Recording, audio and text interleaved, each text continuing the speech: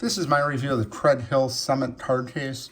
Craighill is a really great company. I have a lot of products from them. They made some really high quality items. As you can see here, the packaging is really nice. So if you're buying this for a gift for somebody, this is what it's gonna look like. The presentation is top notch. This one here, it's a Summit card case in stainless steel. It also comes in the gold color, but let's open up and see what's inside right here. So, and then you see the packaging is really nice. Comes with this cork cover right here. Craighill, the packaging insert is made from natural cork and can be recycled. So very nice company, always high quality stuff.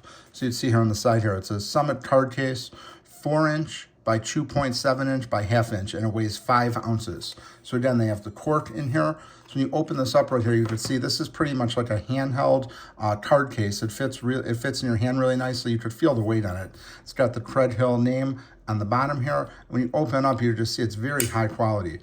This company makes everything, like I said, super top notch. I've got bookmarks from them, just various items. But you can see here, this is gonna hold like credit cards and things like that. I think it holds up to like 5 cards. But overall, if you're looking to get a gift for somebody who has everything, this is absolutely something you might wanna pick up for them.